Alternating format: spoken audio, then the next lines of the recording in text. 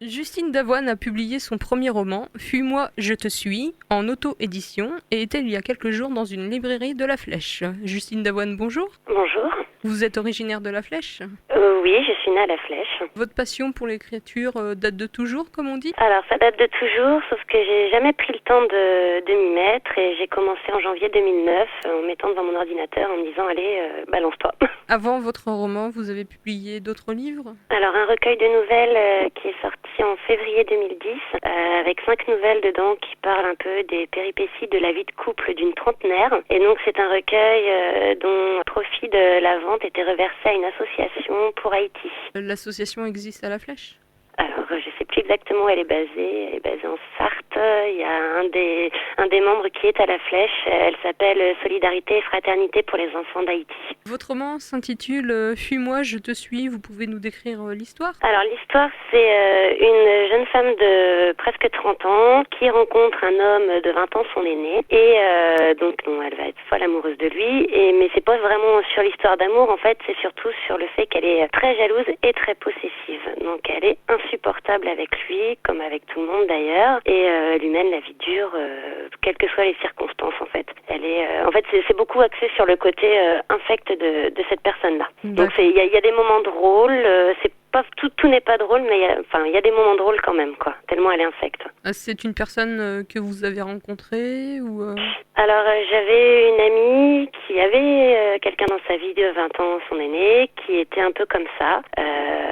Voilà, donc après c'est pas sa vie à elle, c'est inspiré de ce que j'ai pu voir au sein de leur couple en fait. Inspiré, je dis bien inspiré, c'est pas, ça relate pas sa vie. Mais ça m'a donné l'idée de les voir des fois se prendre la tête ou voilà, ça m'a donné l'idée d'écrire là-dessus. Et elle l'a bien pris, l'histoire de votre livre Je suis pas très sûre.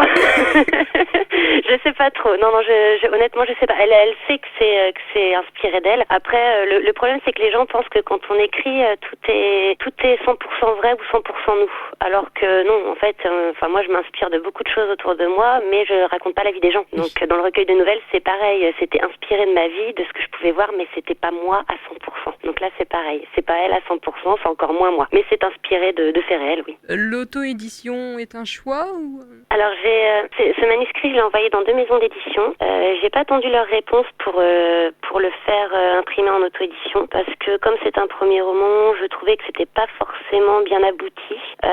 J'en avais marre de le relire aussi, ça faisait 1 an et demi que je l'avais. Et donc j'ai reçu les réponses, dont une d'un éditeur qui disait que ça avait plu à certaines personnes du comité de lecture, mais pas la majorité. Donc ça fait plaisir quand même. C'était une lettre personnalisée, donc voilà, ça fait plaisir, ça a plu. Bon, pas à tout le monde, mais ça a plu. Donc c'est encourageant. Voilà. Donc après, oui, le prochain, je prendrai le temps vraiment de l'envoyer et puis on verra ce que ça peut donner. Vous pouvez nous expliquer le processus à effectuer pour une auto-édition? Alors, moi, je passe par le site internet Book Édition. En fait, il faut tout faire soi-même. Donc le manuscrit, on l'envoie, mais c'est aussi à nous de faire la mise en page, de trouver la couverture. Enfin, eux proposent des couvertures. Moi, j'ai un ami qui m'a fait la couverture. Donc c'est vraiment à nous de tout faire. Ensuite, c'est la fabrication à la demande. C'est-à-dire que les gens peuvent l'acheter donc sur ce site-là. Et il y en a un de commandé, il y en a un de fabriqué. Il y en a 5 de commandés, il y en a 5 de fabriqués. Donc, moi, c'est moi qui passe les commandes. Il est en vente dans une librairie à La Flèche à la commande. On le fait. En fait, elle me donne les commandes, je les passe et puis je leur donne quoi.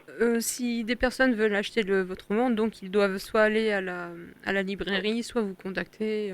Soit me contacter, soit passer par la librairie, soit passer par le site internet. Donc, ils peuvent aussi me contacter. Voilà, moi je peux les commander, les dédicacer, les envoyer. Enfin voilà, c'est avec plaisir. C'est pas un problème du tout quoi. Moi, le but, en fait, je me fais pas d'argent dessus. Le but, c'est vraiment qu'il soit lu par un maximum de personnes quoi. Donc voilà, je suis prête à dédicacer, à faire tout ce qui peut faire plaisir. Donc il n'y a pas de souci. Et comment peut-on vous joindre? Alors je laisse mon mail, c'est ce qu'il y a de plus simple, justinedavoine@voilà.fr. Ou alors via mon blog, La Plume d'Héloïse, sur Canal Blog. Avez-vous prévu d'autres séances de dédicaces? Alors pour l'instant non, j'ai contacté d'autres librairies en Sarthe et Maine-et-Loire parce que je vais pas non plus aller trop loin. Et puis je verrai bien s'ils sont d'accord pour m'accueillir ou pas. Je sais pas, voilà, je suis pas passée par un éditeur professionnel, donc c'est à moi de faire ma pub, c'est à moi de tout faire. Donc ça prend du temps et puis après voilà, faut que des librairies acceptent aussi de me recevoir.